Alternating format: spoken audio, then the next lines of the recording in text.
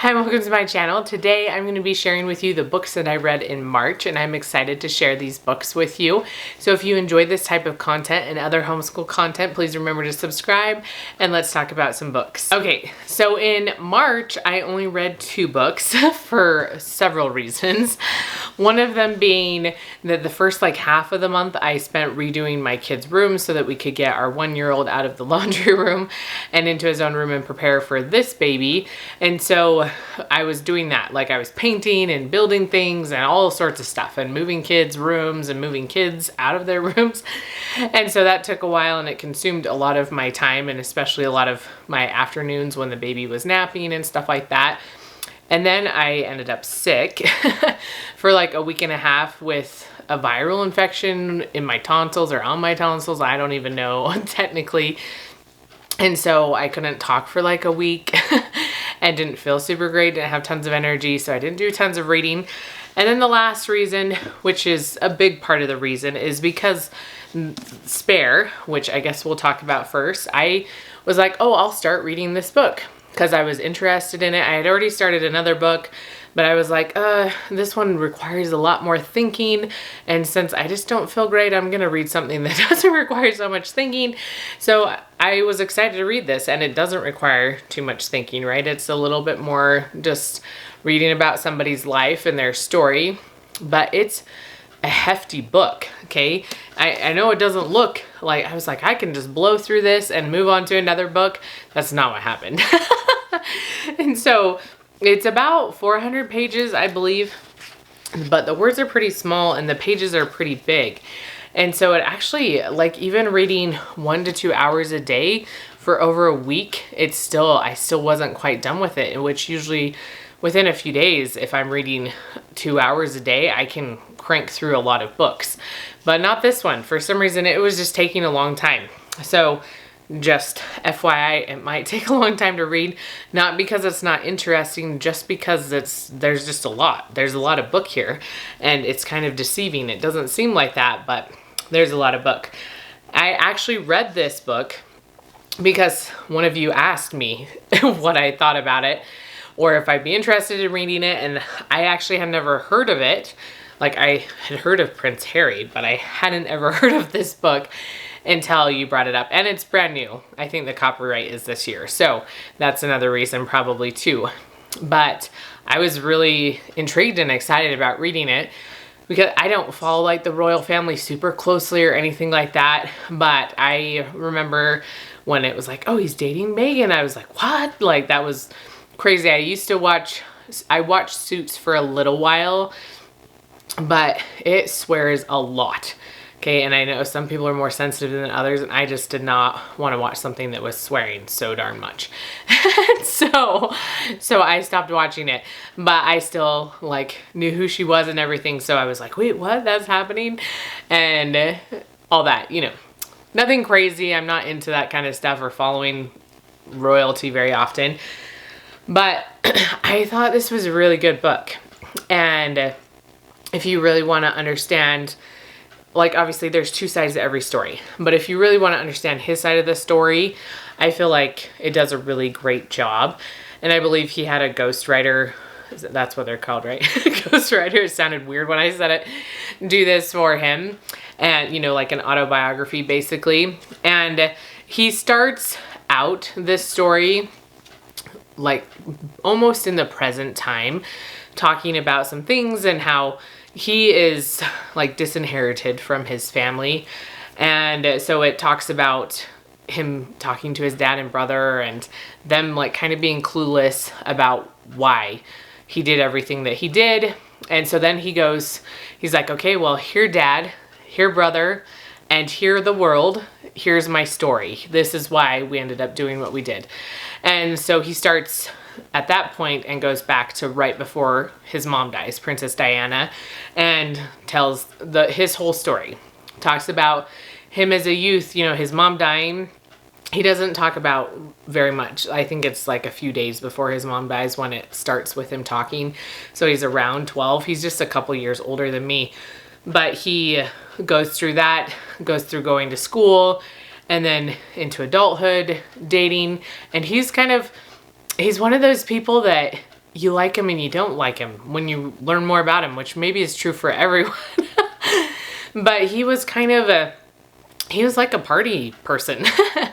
And that's not my scene at all. You know, he's like partying all the time, drinking, getting high, and that was his life. That's what he liked to do. But then he also has this side that just really wants to serve and make a difference in the world, and he focuses on that as well. And so he goes through, he talks about his military experience and, you know, how getting the military was kind of hard for him just because he's kind of popular. People recognize his face. So going anywhere was difficult for him. And so they'd have to like sneak him to certain places, and that would only last a while till someone discovers that he's there. You know, so there's just all these like little things that's like, oh, you don't think about it when you don't have people constantly watching you and following you and just all these crazy things.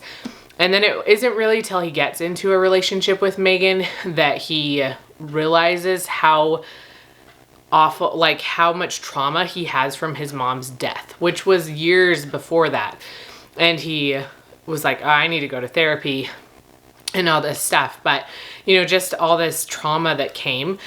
And as I read it, I'm just like, man, being royal is so hard. Like, just so hard and so cold. I don't know if it's always like a cold relationship, but it's like they don't give hugs. You know, they didn't really talk about his mom dying when she died. You know, it was never anything like, oh, how do you feel about this? Or how are you doing? It was just, we move forward. You know, and so it just this very difficult environment to really feel like loved and cared about in that way, at least in the way that, you know, I feel like like kids should be raised and stuff like that. And obviously later on it's causing problems, and in his relationships and stuff like that, he's like, oh, I need to figure out what's going on. And so all that was interesting. There's a lot of just really cool things he talks about, what leads to like his falling out with his family and everything like that, and just kind of where they are in their journey right now. But I really enjoyed reading it. I thought it was very interesting. I thought it just gave a different perspective. And I read a lot of Regency romance, like historical fiction is my favorite genre to read, just like fluffy books from. And a lot of it, I'd say it's kind of split. You know, authors try to make Regency times with when you have like the Duke or the King or whatever seem like some of them are nice, loving, caring families, and they probably were. But then so many of them, it's like, no, you're just here to carry on my line. You're here to give me another boy so that we can keep going on, and you do what I say, I arrange everything, all this kind of stuff. And you see that in this story, that more cold, like we're just down to business, like our purpose of being here on this earth is to be kind of cold and to focus on not family, not like that loving relationship, but we keep going on. Like we have this heritage that we have to carry on, and it's not in a loving way. It's just in a, okay, how do we lead? How do we do this and all this? Anyway, I don't know if that's even clear, but it's just, it's just hard. It's hard you can see how that would be so hard to have like a child raised in, and then also experiencing trauma.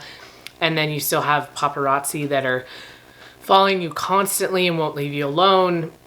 Sorry if my voice is still a little rough. I've only had a voice for it's been about a week, I guess, but it's still a little gravelly from not having a voice for a week. But yeah, you can just see how it'd be so hard. And so I feel bad for him, but I feel like he's doing good things as well. And again, you don't know the other side of the story, and I don't know if you ever would, right? Because it'd be like, we don't need to talk about that. We're not going to share that. We keep hush hush about things. But also this is just funny. His face on this cover is like a normal size face. Like if you look next to mine, it was weird. It would weird me out. So this part has him just running around as a boy. So when I leave the book, I just leave it this way, because otherwise it's like he's staring at me, and it was kind of creepy. Anyway, I recommend the book. I like the book. I feel like there's a lot to be learned and understood from it. And then the second book I read was The Last Year of the War.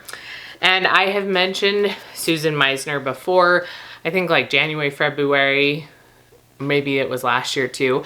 I read a bunch of her books and I have liked all of them. And this one was really good too. I feel like they're a historical fiction, but they bleed a little bit into the present. There's usually some storyline that's going on currently while they're glancing backwards. And so I really like that, and that she's like retelling the story. So this is going back to some of the like Japanese internment camps, basically. The main person talking is German. And so there was people that were, well, she's American, but her ancestry is German. So her parents are German, but they had lived in the United States for 20 years before World War II. And they were like planning to become citizens. They just never got around to it. Where they're like, we still have time to do it. And then the war happened and they weren't allowing people to become citizens. And she was a citizen. She was a young girl at the time, but then later on in this story, more in present day, she's older and she's losing her memory from dementia and Alzheimer's. And so anyway, she and her family get put into one of these camps because of their German heritage. Even though she is American, she was born in America, but since her dad could have some ties or be leaking information or whatever it is, he's put into a camp. And she meets a friend there that's Japanese, and they become, the best of friends, but then people are sent back to their native countries. They kind of trade them, which I don't completely understand all the way, because, when it's a prisoner of war traded for like a soldier for a soldier type thing, or even a soldier for a family, that makes more sense. But it was sending back these families that I'm just like, why are you sending them back? And then they're giving them American prisoners for sending them back to Germany. And so it's like, you don't see the benefit of the family they're receiving, but they're giving up an American soldier.